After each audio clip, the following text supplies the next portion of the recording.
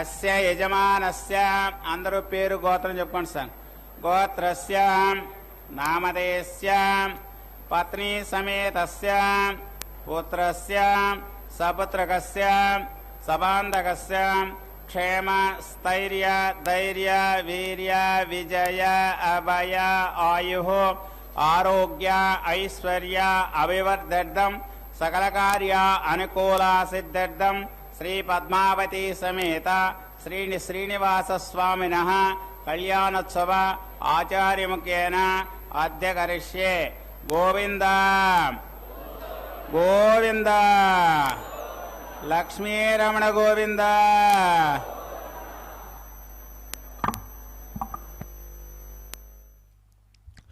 పద్మప్రియే పద్మిని పద్మహస్తే పద్మాలయే పద్మదళాయతాక్షి విశ్వప్రియే విష్ణుమనోనుకూలే త్వత్పాదపద్మం మయి సన్నిధత్స్వ. కౌశేయపీతవసనామరవిందనేత్రాం పద్మద్వయాభయవరోద్యత పద్మహస్తాం ఉద్యర్చతార్కసదృశీం పరమాంకసంస్థాం ధ్యాయేద్విధీశనుతపాదయుగాం జనిత్రీం. ನಮಃ ಪದ್ಮಾವತಿ. ಪದ್ಮಾವತಿ ಅಮ್ಮನವರ ಕಲ್ಯಾಣೋತ್ಸವ ಕಾರ್ಯಕ್ರಮ ತಿರುಚಾನೂರಿನಿಂದ ಪ್ರತ್ಯಕ್ಷ ಪ್ರಸಾರವನ್ನು ನಾವೆಲ್ಲರೂ ವೀಕ್ಷಿಸ್ತಾ ಇದ್ದೇವೆ. ಆತ್ಮೀಯ ವೀಕ್ಷಕರೇ, ಪುಣ್ಯಪ್ರದವಾದ ಈ ಕಾರ್ಯಕ್ರಮಕ್ಕೆ ತಮ್ಮೆಲ್ಲರಿಗೂ ಕೂಡ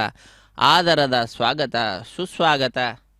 ಪಾಂಚರಾತ್ರ ಆಗಮ ಹೇಳಿದ ವಿಧಿವಿಧಾನಗಳನ್ನು ಅನುಸರಿಸುತ್ತಾ ಪದ್ಮಾವತಿ ಅಮ್ಮನವರ ಕಲ್ಯಾಣ ಮಹೋತ್ಸವ ಕಾರ್ಯಕ್ರಮವನ್ನು ಅತ್ಯಂತ ವೈಭವದಿಂದ ತಿರುಚಾನೂರು ಕ್ಷೇತ್ರದಲ್ಲಿ ಆಚರಿಸ್ತಾ ಇದ್ದಾರೆ ಅರ್ಚಕ ವರೇಣ್ಯರು.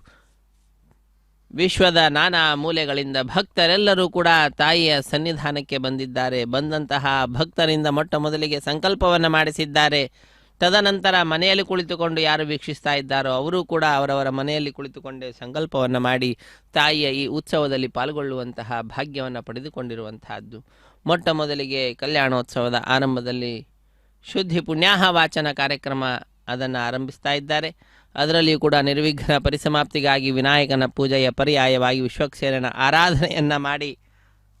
ಶುದ್ಧಿ ಪುಣ್ಯಾಹ ವಾಚನ ಕಾರ್ಯಕ್ರಮವನ್ನು ನೆರವೇರಿಸುವಂತಹದ್ದು. ಸ್ಥಳ ಶುದ್ಧಿ, ವಾತಾವರಣ ಶುದ್ಧಿ, ದ್ರವ್ಯ ಶುದ್ಧಿ, ಆತ್ಮಶುದ್ಧಿಗಾಗಿ ನಡೆಸುವಂತಹ ಕಾರ್ಯಕ್ರಮವೇ ಶುದ್ಧಿ ಪುಣ್ಯಾಹ ವಾಚನ ಎಂಬುದಾಗಿ ಕರೆಸಿಕೊಳ್ಳಲ್ಪಡುತ್ತದೆ.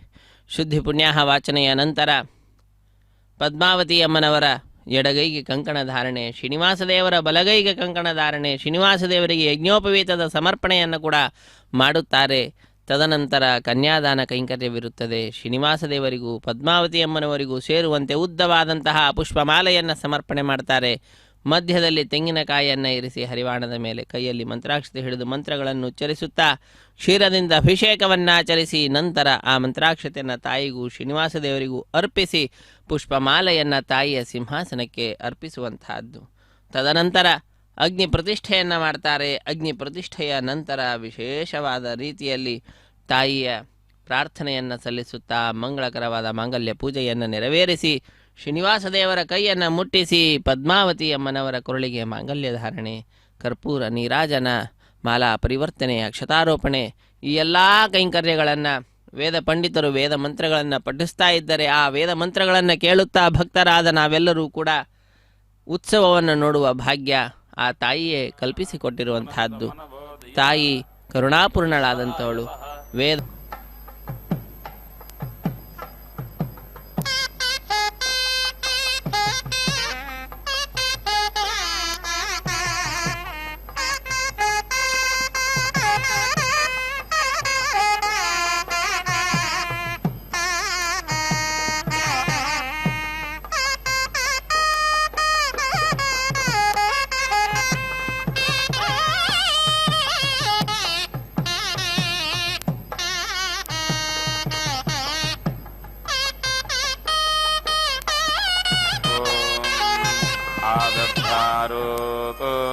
समर्जो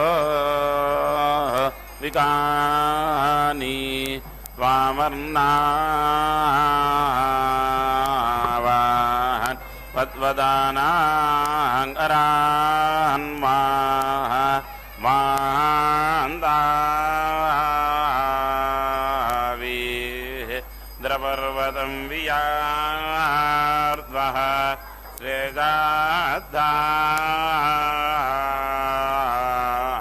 ರಾಹ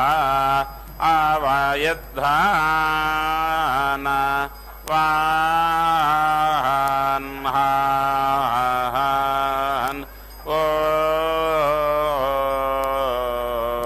ಯೀಡ ಓಂ ಯೇ ಖಯಂತೆ ಆಪಾ ಸ್ಯೋವಾ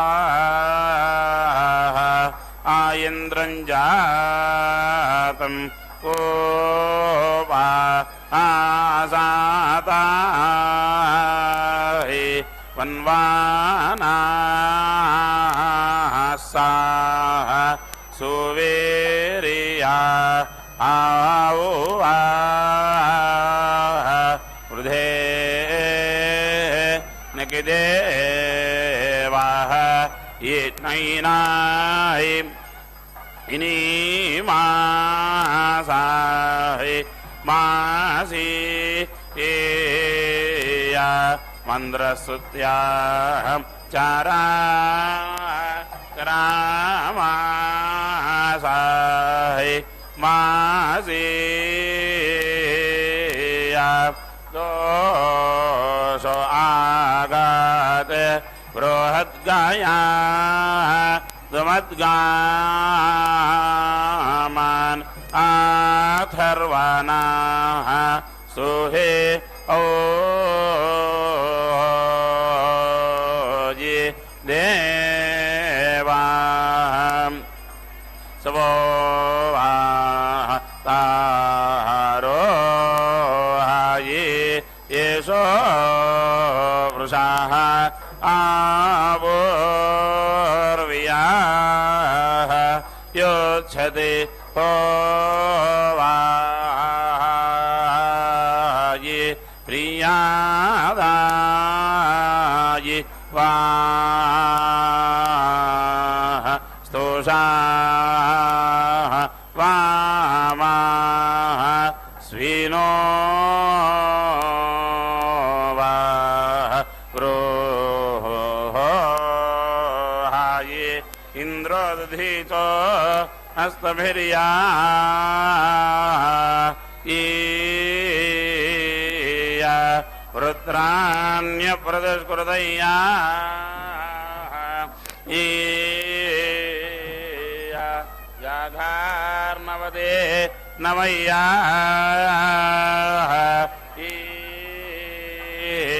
ಯಾಹ ಓಹೋ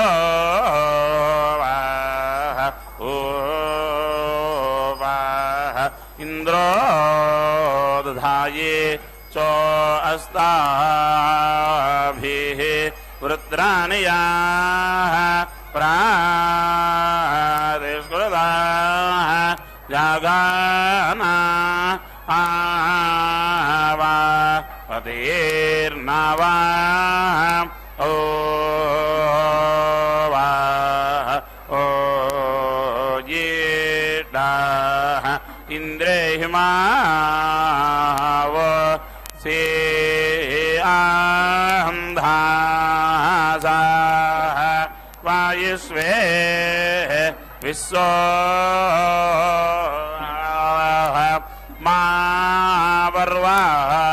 ಮಾವರ್ವಾಭಿಃ ವಾಂಗ ಆಸ್ತಾಃ ಶಿರೋ ಜಾಸಾಃ ಆತು ಔ ಆತು ಔ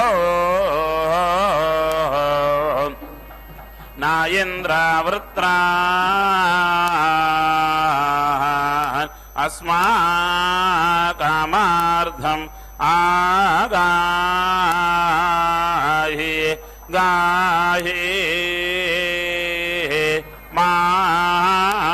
ಮಾನ್ ಮಾಹಿ ಭಿರೋ ತಾಹಿ ಓ ಹಾಯೇ ಹೌವಾ ಓ ಜ ಸದಸದಿದ್ವೇಷೇ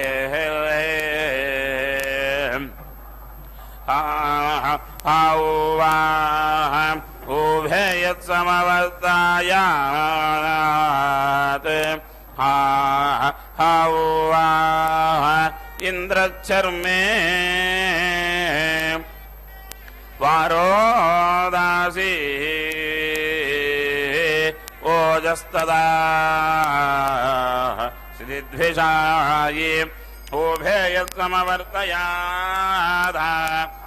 इंद्रा चार्मा ओहो वारो दासी आयामो ताहिसा माता साये कावतये वागार्भा आदि वाचा सातीत नावो वासो हाये वाता भाई साजाम सांभोमयः भुवनोरोदाये हाहोय प्रणआयों वेदा रेजात ओ येडा यन्द्रक्षन्ति प्राचे तासाः वरुणमित्रो अर्यामा कायिसादाम् हिम्माये भ्या ताः ओह जानाः याधान् पुराः अश्वयोतरथा या वरिवस्या मा होमा ना ओहो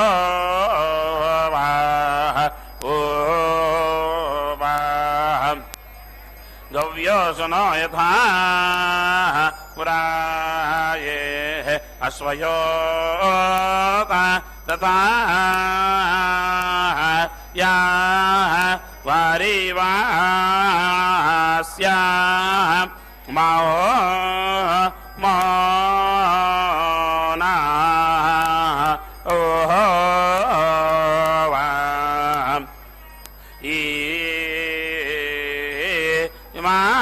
इमास्तये द्रावृष्णयो घृदन्तो ओहो हाय तासायराम येनामृताः स्यावो यो सो हाये अयाद्या जगव्याये पुरोनाः मन्बोर स्तोतो वाः यत्सोमे सोमा यात्सोमे सोम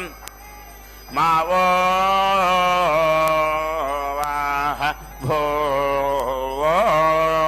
हाये पावकानायीया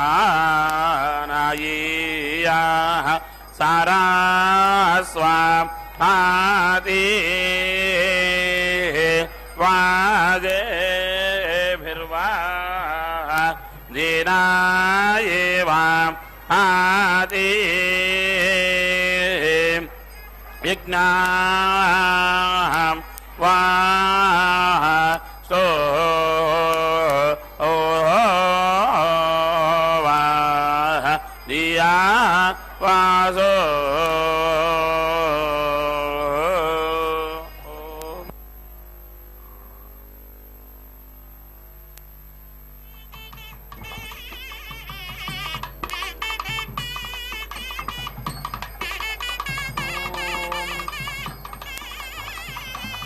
वै एषः यत् अग्निः न खलु वै पशवः आयवसे रमन्ते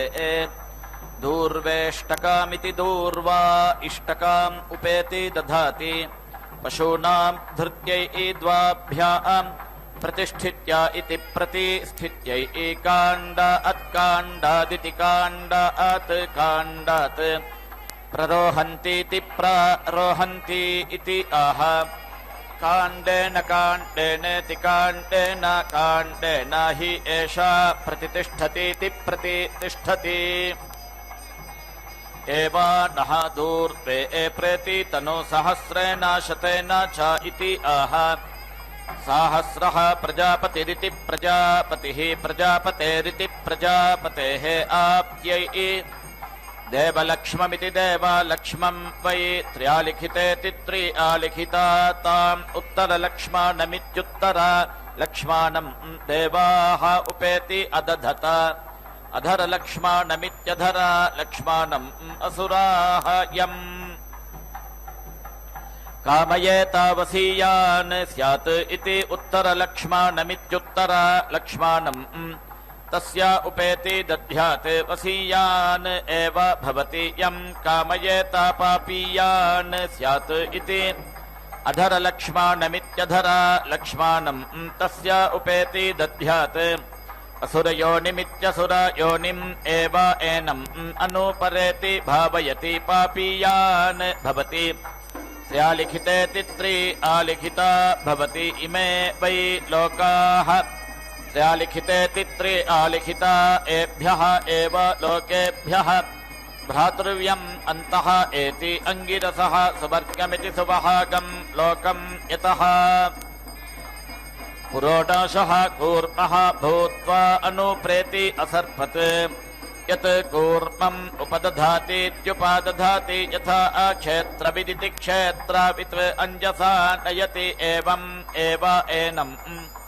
कूर्मः सुवर्गमिति सुवहागम् लोकम् अञ्जसा नयति मेधः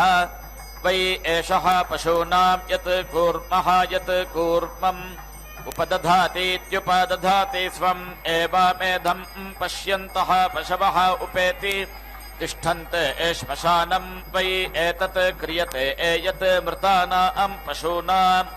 शीर्षाणि उपधीयन्त इत्युपाधीयन्ते यत् जीवन्तम् कूर्मम् उपदधातीत्युपादधाति तेन अश्मशानचिदित्यश्मशानचित् वास्तव्यः वै एषः यत् कूर्मः मधुवाता आहारतायत इत्यर्थायते इति दद्धा मधुमिष्टेनेति मधुमिष्टेन अभीति अनक्ति स्वदयति एव एनम् ग्राम्यम् वै एतत् अन्नम् यत् दधि आरण्यम् मधु यत् दद्धा मधुमिश्रेणेति मधुमिश्रेण अभ्यनक्तीत्यभि अनक्ति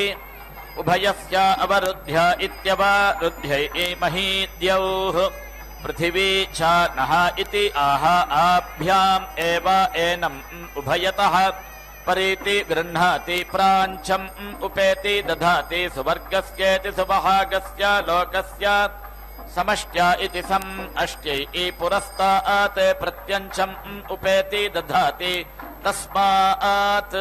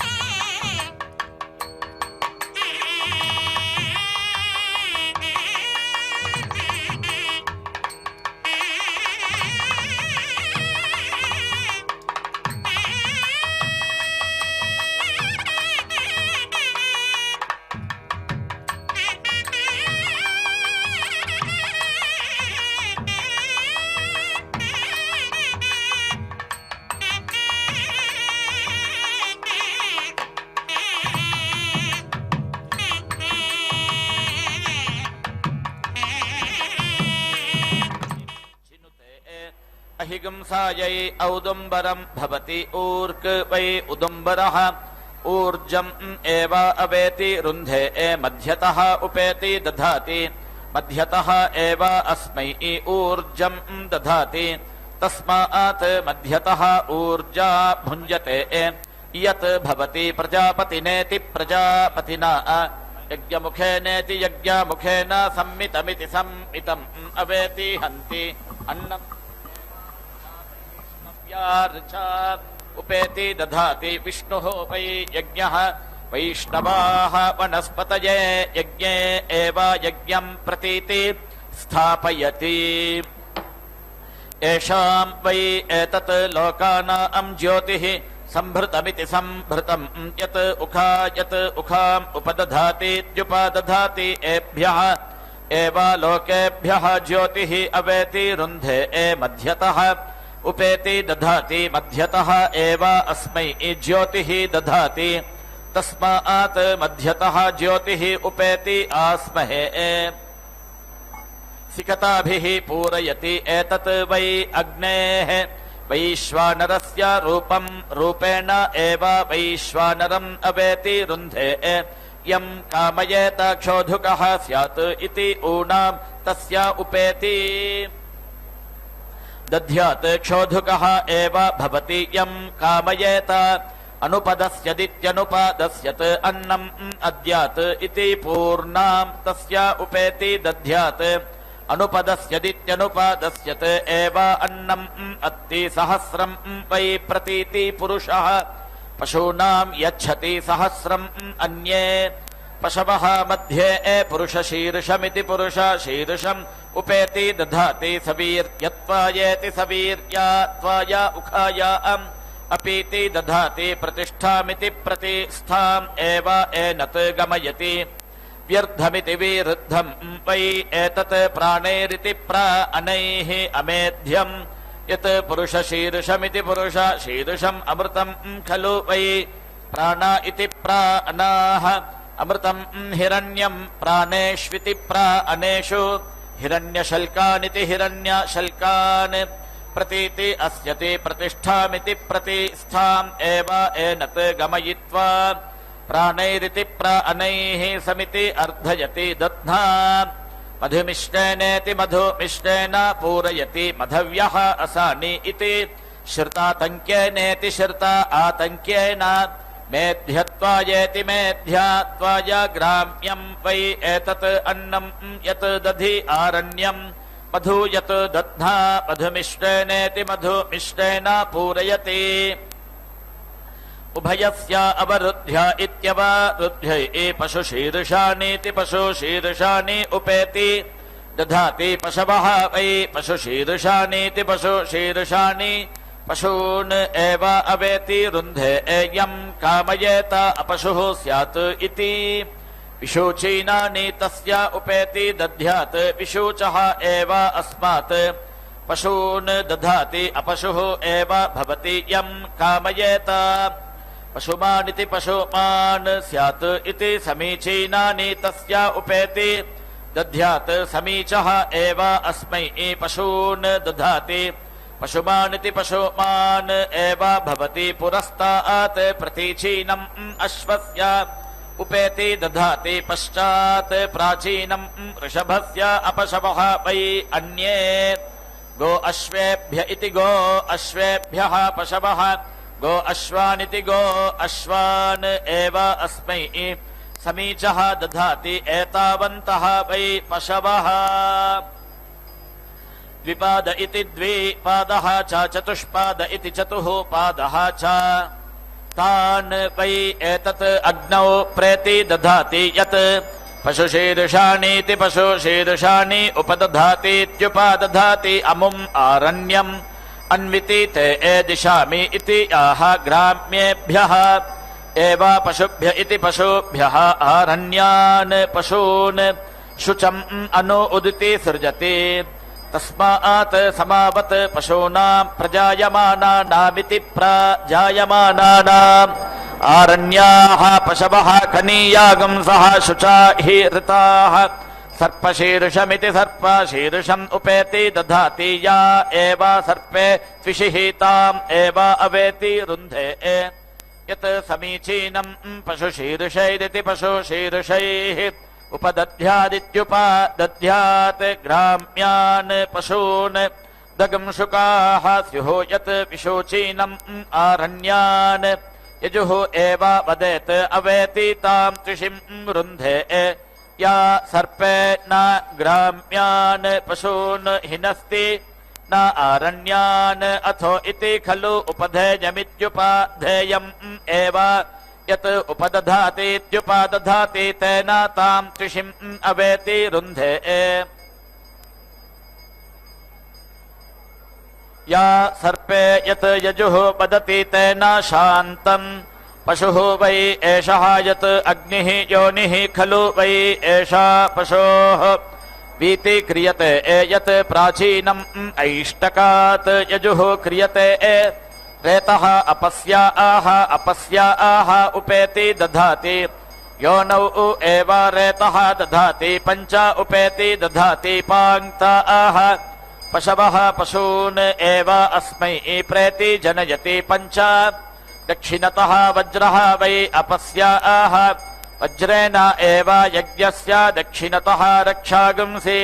अपेति हन्ति पञ्च पश्चात् प्राचीः उपेति दधाति पश्चात् वै प्राचीनम् रेतः धीयते पश्चात् एव अस्मै प्राचीनम् रेतः दधाति पञ्च पुरस्तात् प्रतीचीः उपेति दधाति पञ्च पश्चात् प्राचीः तस्मात् प्राचीनम् रेतः धीयते प्रतीचीः प्रजा इति प्राजाः जायन्ते पञ्च उत्तरत इत्युत्तरतः छन्दस्य आह पशवः वै छन्दस्य आह पशून् एव प्रजातानिति प्राजातान् स्वम् आयतनमित्या आयतनम् अभिपरीति ऊहते इयम् वै अग्नेः अतिदाहादित्यति दाहात् अबिभेत् सा एताः अपस्या आह अपश्यत् ताः उपेति अधत्ता ततः वै इमाम् न अतीति अदहत् यत् अपस्या आह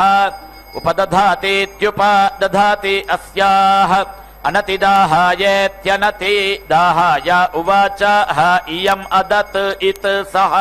ब्रह्मणा अन्नम् यस्य एताः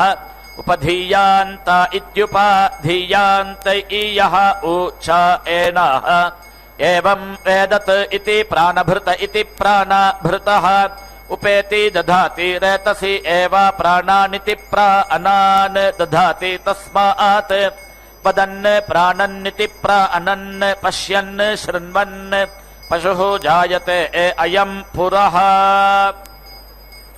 भुवः इति पुरस्तात् उपेति दधाति प्राणमिति प्राणम् एव एताभिः दाधार अयम् दक्षिणात् विश्वकर्मेति विश्वकर्मा इति दक्षिणतः मनः एव एताभिः दाधार अयम् पश्चात् विश्वव्यच इति विश्वव्यचः इति पश्चात् चक्षुः एव एताभिः दाधार इदम् उत्तरादित्युत्तरात् सुवः इति उत्तरत इत्युत्तरतः श्रोत्रम् एव एताभिः दाधार इयम् उपरि मतिः इति उपरिष्टात् वाचम् एव एताभिः दाधार दश दशेति दश दश उपेति दधाति सवीर्यत्वायेति सवीर्यत्वाय अक्ष्णया उपेति दधाति तस्मात् अक्ष्णया पशवः अङ्गानि प्रेतिहरन्ति प्रतिष्ठित्या इति प्रतिष्ठित्यै याः प्राचीः ताभिः वसिष्ठः आर्धोत् याः दक्षिणा ताभिः भरद्वाजः याः प्रतीचीः ताभिः विश्वामित्र इति विश्वामित्रः याः उदीचीः ताभिः जमदग्निः याः ऊर्ध्वाः ताभिः विश्वकर्मेति विश्वकर्मा यः एवम् एतासाम् ऋद्धिम् वेद ऋद्धोति एव यः आसाम् एवम् बन्धुताम् वेद बन्धुमानिति बन्धुमान् भवति यः आसाम् एवं क्लिप्तिं वेद कल्पते अस्मै यः आसाम् एवम् आयतनमित्या आयतनं वेद आयतनभानित्यायतनवान् भवति यः आसाम् एवम् प्रतिष्ठामिति प्रतिष्ठां वेद प्रतीति एव तिष्ठति प्राणभृत इति प्राणभृतः उपधायेत्युपधाय संयत इति संयतः उपेति दधाति प्राणानिति प्राणान् एव अस्मिन् धित्वा संयद्भिरिति संयतभिः समिति यच्छति तत् संयतामिति संयतां संयत्वमिति संयतत्वम् अथो इति प्राण इति प्राणे एव अपानमित्यपानं दधाति तस्मात् समानाः सन्तः ऋतवः न जीर्यन्ति अथो इति प्रेति जनयत् एव एनान् एषः वै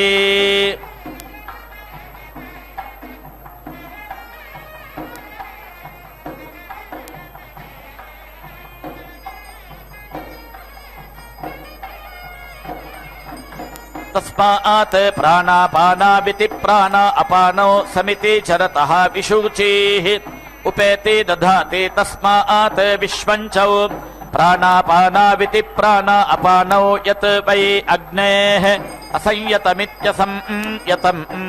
असुवर्ग्यमित्यसुवहाग्यम् अस्यातत् सुवर्ग्य इति सुवहाग्यः अग्निः यत् संयत इति संयतः उपदधातीत्युपदधाति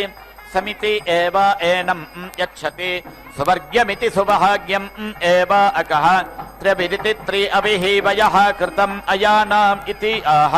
वयोभिरिति वयः भिः एव अयान् अवेति रुन्धे अयैः वयागुंसि सर्वतः वायुमतीरिति वायुमतीः भवन्ति तस्मात् अयम् सर्वतः पवते गायत्री त्रिष्टुप जगति अनुष्टुगित्यनुष्टुक पंक्त्या सह बृहति उष्णिः ककुत सूचिभिः शिम्यन्तु त्वा द्विपदेति द्विपदा या चतुष्पदेति चतुः पदा त्रिपदेति त्रिपदा या च षट्पदेति षट्पदा सछन्दा इति सा छन्दाः या च विच्छन्दा इति विच्छन्दाः सूचिभिः शिम्यन्तु त्वा महानाम् ईरिति महानाम्निः रेवतयः विश्वाः आशाः प्रसूवरीरिति प्रसूवरीः मेघ्याः विद्युत इति विद्युतः वाचः सूचिभिः शिम्यन्तु त्वा रजताः हरिणीः सीसाः युजः युज्यन्ते कर्मभिरिति कर्मभिः अश्वस्य वाजिनः त्वचि सूचिभिः शिम्यन्तु त्वा नारीः ते पत्नयः लोमा वीति छिन्वन्तु मनीषया देवानाम् पत्नीः दिशः सूचिभिः शिम्यन्तु त्वा कुवित् अङ्गा यवमन्त इति यवमन्तः यवम् चित् यथा आदान्ति अनुपूर्वमित्यनुपूर्वम् वियूयेति वियूया इहेहेतिह इह एषा कृणुत भोजनानि ये बर्हिषः नमो वृत्तिमिति नमः वृत्तिम् न जग्मुः ॐ संज्ञानं विज्ञानं प्रज्ञानं जानदभिजानत् संकल्पमानं प्रकल्पमानमुपकल्पमानमुपक्लृप्तं क्लृप्तम् श्रेयोपसीय आयत्सम्भूतं भूतं चित्रः केतुः प्रभानाभान् सम्भान् ज्योतिष्मागस्तेजस्वानातपग्स्तपन्नभितपन् रोचनो रोचमानः शोभनः शोभमानः कल्याणः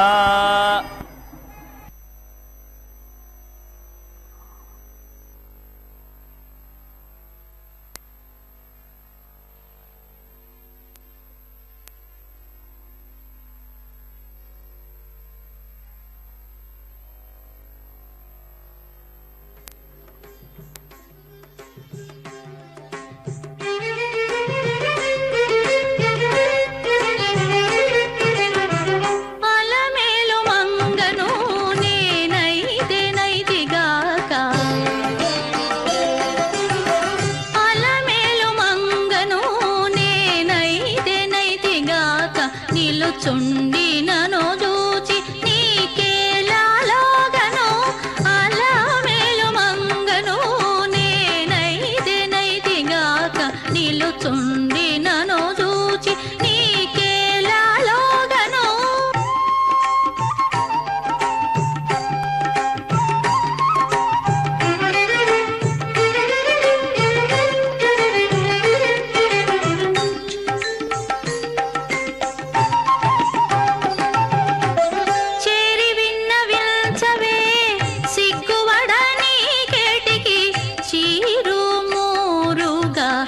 వలచిన దానవు చేరి విన్నవిల్చవే సిగ్గువడని కేటికి చీరు మూరుగా వలచిన దానవు వేరు లేకప్పటి నుండి వేళగాచుకున్న దానవు నేరుపుతో నన్ను చూచి నీ వేళలోగేవు వేరు లేకప్పటి నుండి వేళగాచుకున్న దానవు నేరుపుతో నన్ను చూచి నీ వేళలోగేవు అలమేలు మంగను నేనైతే నైతిగాక నిలుచుండి నన్ను చూచి నీకేలాలోగను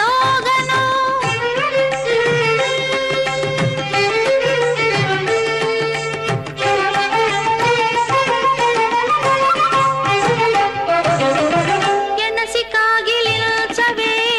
ఏ కరగని కేటికి పనివడిగట్టే ఆశపడదానవు ఎనసి కాగిలిల్చవే ఏ కరగని కేటికి పనివడిగట్టే ఆశపడదానవు మునుపే నన్ను గూడి నిమ్ముల శ్రీ వెంకటేశుడు నిన్ను నాతడే గూడి నీ వేళలోగేవు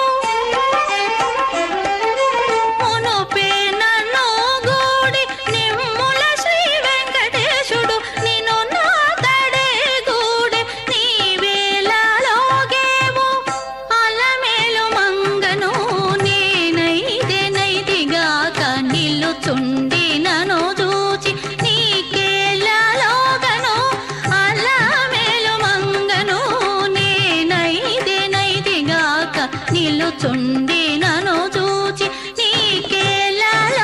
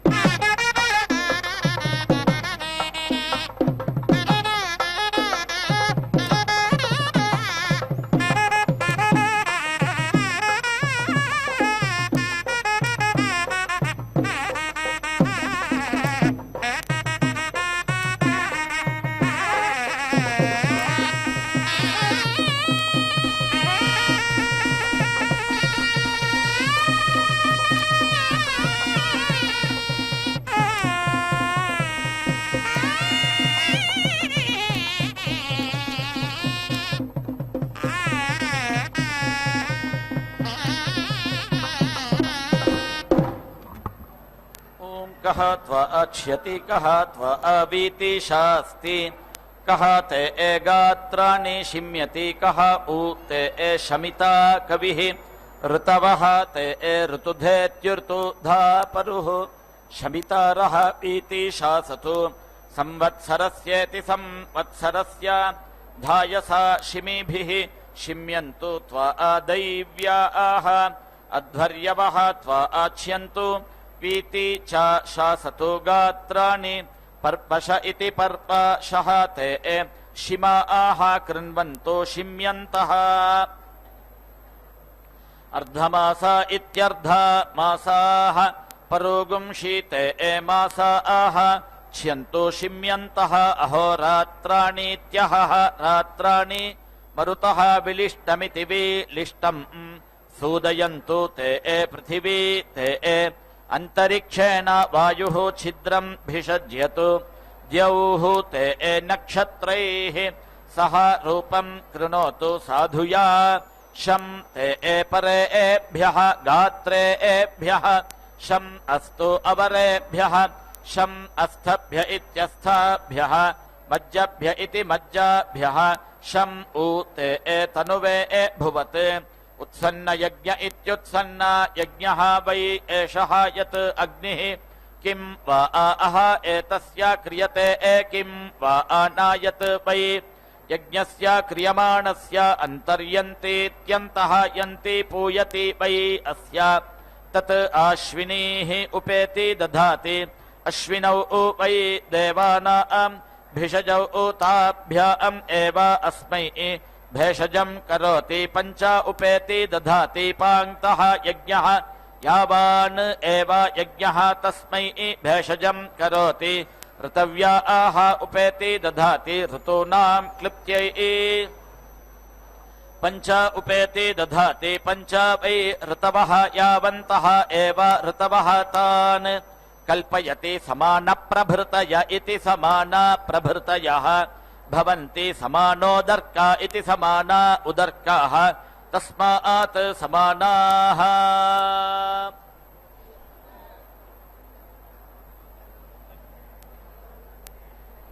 सप्तदे अग्ने समिधः सप्तजिह्वा सप्तर्षयः सप्तधाम प्रियाणि सप्तहोत्रा सप्तधात्रा यजन्ति सप्तयोनीरा पृणस्व घृतेन हुतिमुत्तमाञ्जुहोति सर्वम् वै पूर्णाहुतिः सर्वमेवाप्नोति अथो इयम् वै पूर्णाहुतिः अस्यामेव प्रतिष्ठति ॐ नारायणाय विद्महे वासुदेवाय धीमहि तन्नो विष्णुः प्रचोदयात् स्वाहा ॐ महादेव्यै च विद्महे विष्णुपत्नी च धीमहि तन्नो लक्ष्मी प्रचोदयात् स्वाहा।